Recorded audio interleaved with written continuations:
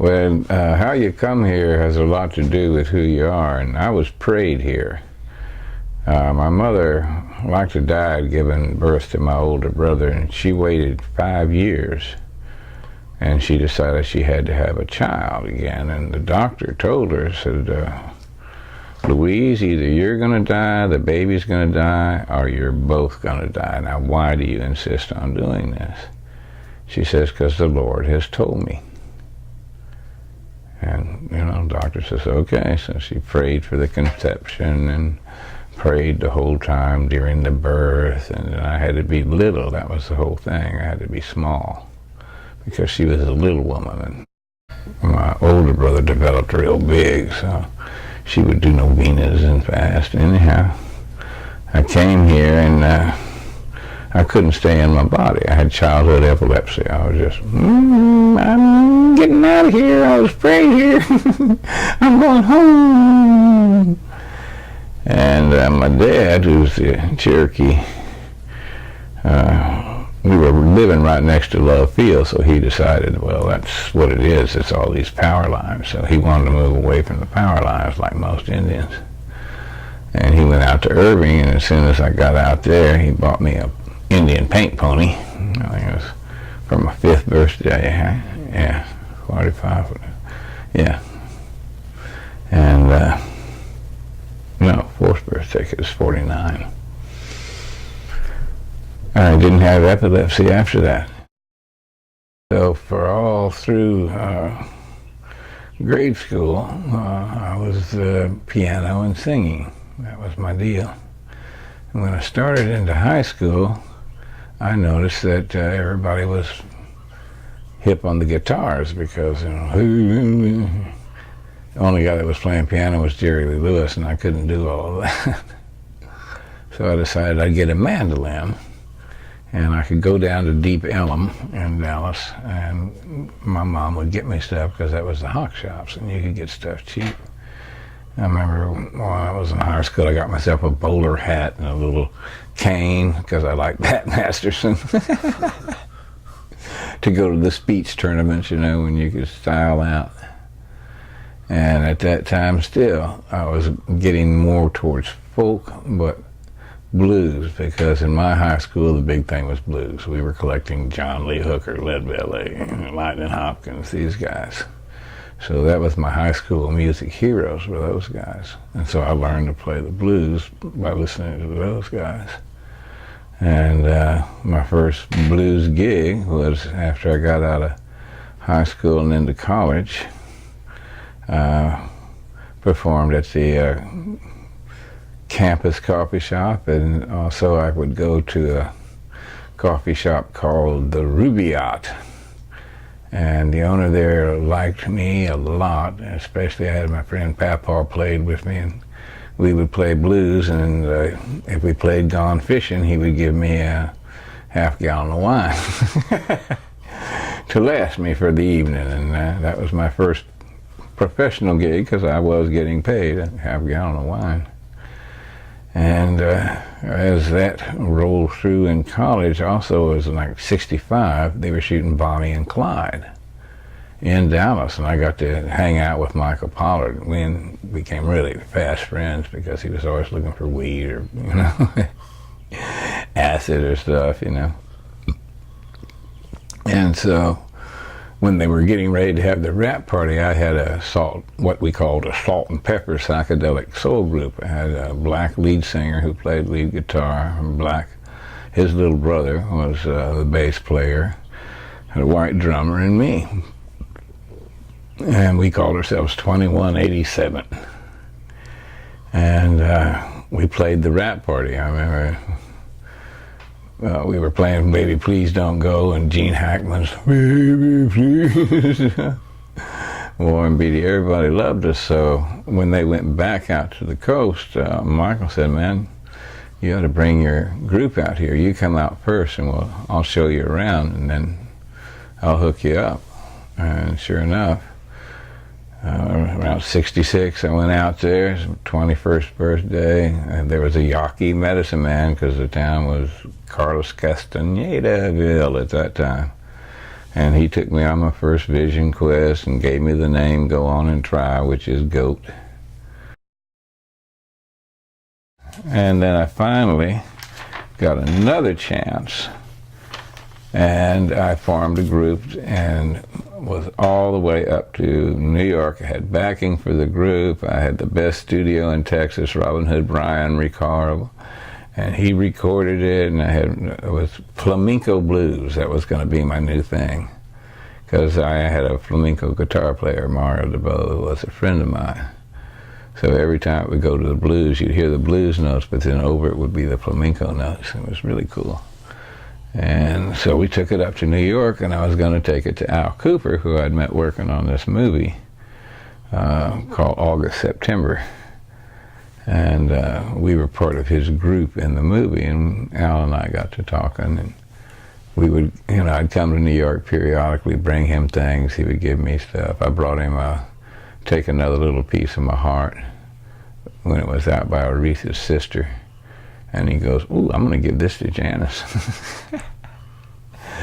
Janis Joplin took it and went, bow. So I was going to bring it up there to him. And my brother got real mad. No, you're not. And then we had photographer Linda Eastman, who was just getting ready to fly across the channel to meet Paul McCartney for the first time, wanted to be the photographer for the group. No, she's not. So my little brother just totally quashed that deal. Andy Warhol was speaking at the commencement for Rhode Island School of Design. My brother went there. Andy came to a party afterwards, and I showed him this picture up here, the top one, which is a portrait I did of Andy, and he was so impressed with it. He said, I want you to come to the factory, and he gave me the factory phone number, and then he signed the back of it. And I said, I want you to design posters for me. So I'm going, wow, okay. And so I started designing posters for him that he really liked. And then he said, more color. I said, well, the whole thing is that I do black, white shades of gray. He says, well, can you make them a little more 1930s modern? And I did my best, and then finally I said, okay, if you want me to do all this, you're going to have to pay me. And so he says, oh, okay. And he writes me a check for $100. And everybody's telling me, you ought to save that check. It's worth more just with his signature. I said, yeah, right. I'm getting the fuck out of here. I'd gotten a deal from the Steinbecks, John Jr., and yeah, they had got me to write screenplays on some of their father's short stories in his book, The Long Valley. I said, okay. So they'd hire me to do that, and they had me do 3 screenplays. And we had the whole thing set up at HBO, right? And we were all ready to go when the stock market crashes. Well, all of their money was in stocks, so they took a hit. They couldn't continue on.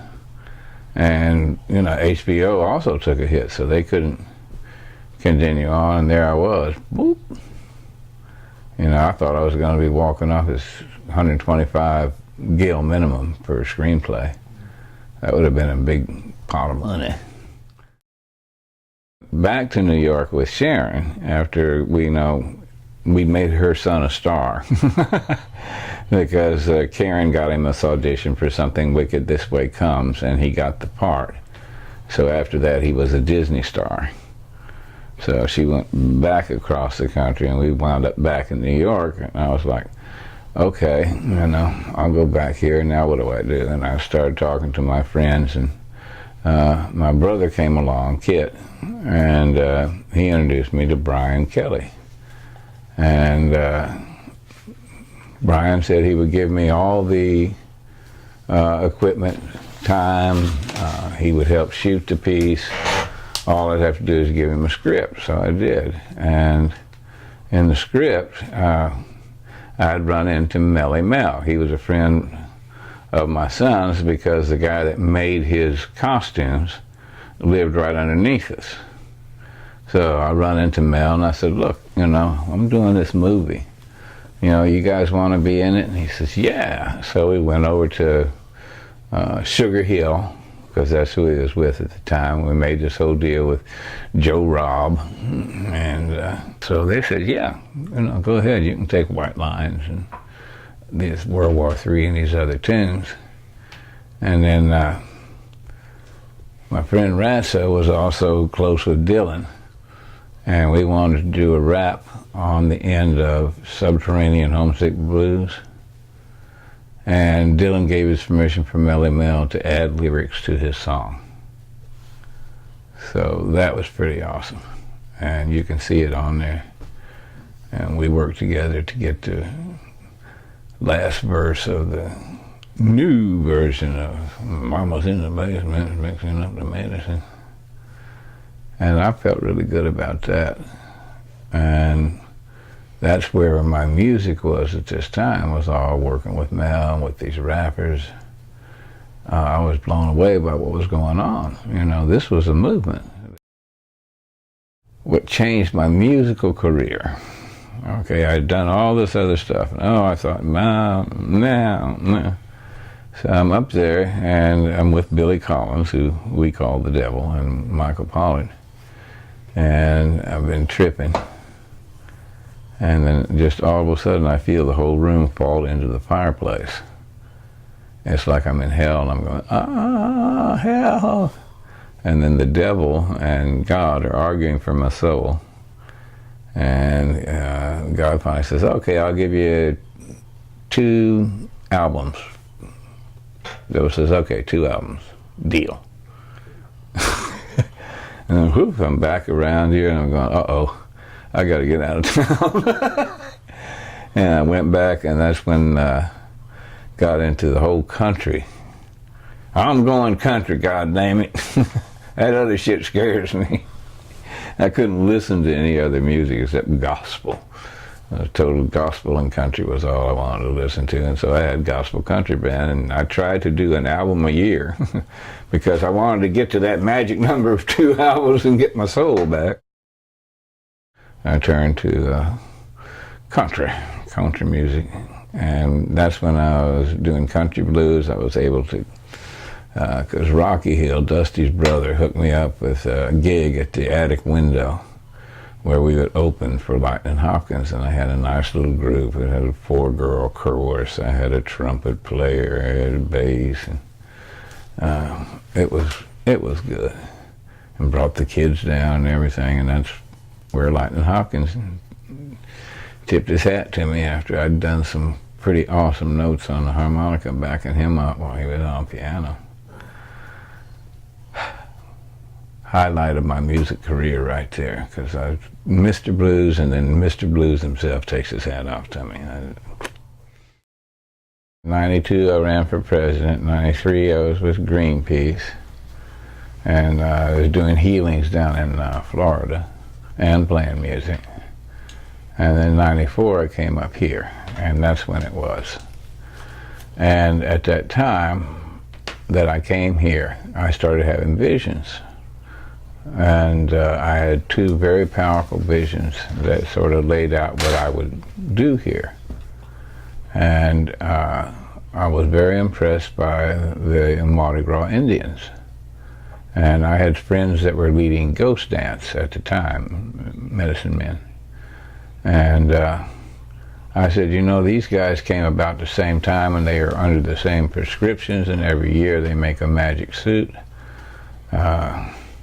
I think these guys are ghost dancing in a way. And this is their way of doing it. I would like to get them an invitation to a ghost dance.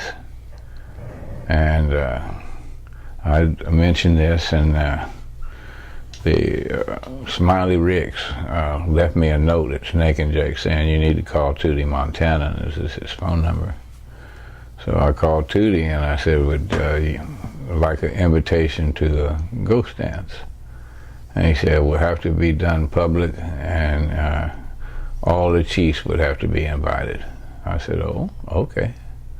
So I went back to my friends up there, and I said, can y'all do ceremony? They're ready to do ceremony. And he said, well, I'm going to pray on it. So he did fast and pray for 4 days. And the end of it, he was watching. See, they laid tobacco out in the 4 directions, you know, white, yellow, black, and red.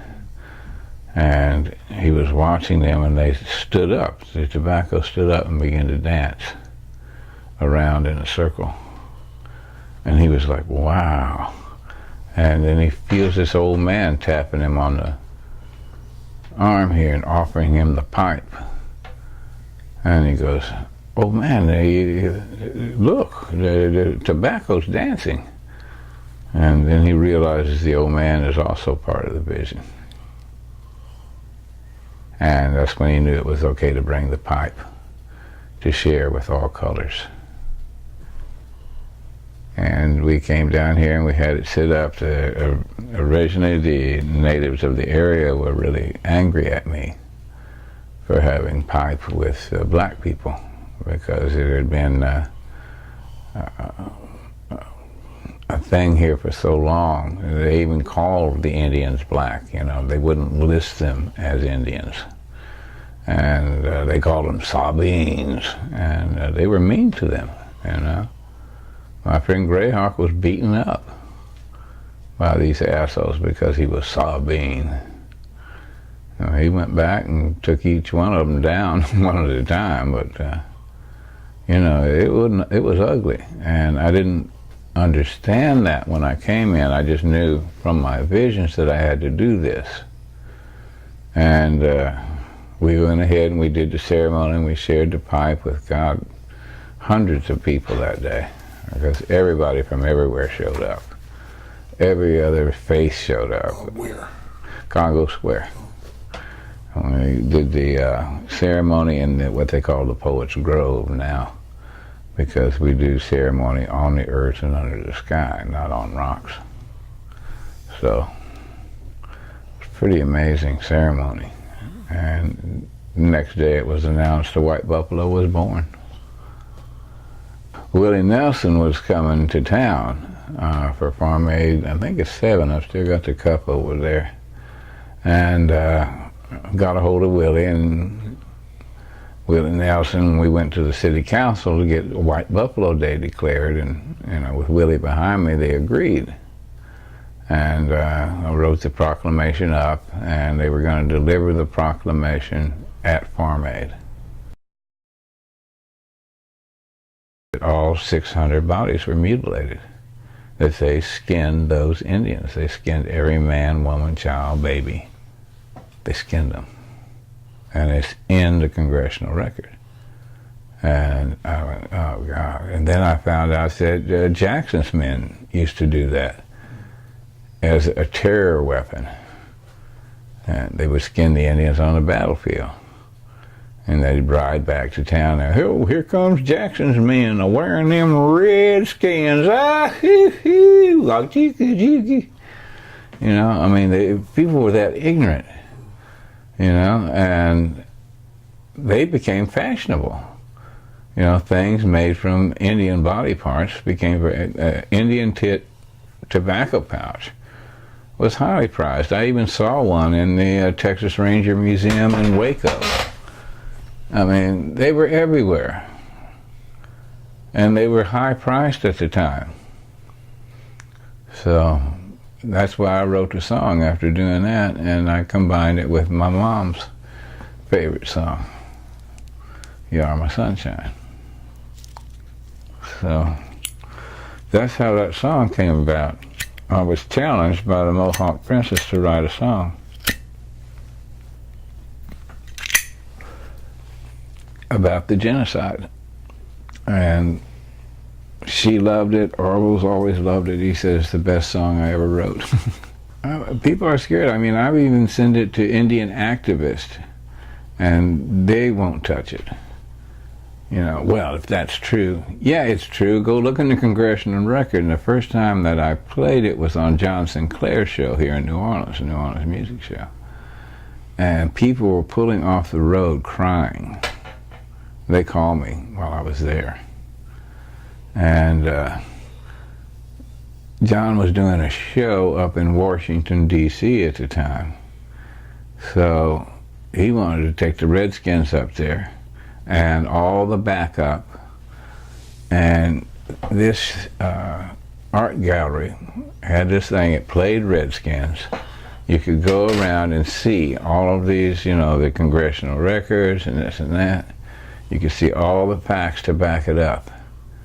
And that kept going, and we had gotten the city of Washington on board to change everything when 9/11 happened. Eventually I ran into Dr. John. I had been promoted to the advisory council of Jazz Fest by Miss Roxy Wright.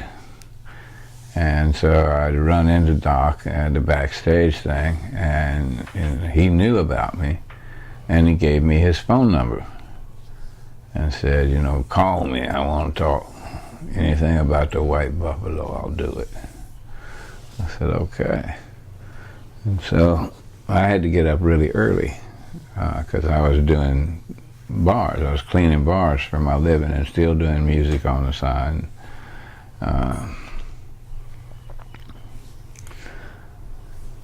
I'd call him in the morning and I'd leave him some kind of words, you know, whatever. And Doc, so, but he never would call me back. So I went to saw him again. I think he was playing Tipitina's, and he said, why you stop giving me them words? I said, well, you didn't call back. I don't have to call you back. You keep giving me them words. I like your words. And so, like, after that, I left a thing about there that became We Ain't Gonna Lose No More Without a Fight. And it's on the Voice of the Wetlands album. And Doc and Cyril and I put that together. I wrote the lyrics, and it had all these lyrics. And I was working on the last one, and Doc said, give me a lyric on the last. And so I had this real lengthy lyric, you know, kind of Bob Dylan style. And Doc looked at it and, all right, all I need is this and this. You can take the rest of this and wipe your ass with it. Because that president gave his word, ain't nothing more been heard. Saving the wetlands in Iraq, I want my goddamn money back. Yeah, we ain't gonna lose no more without a fight.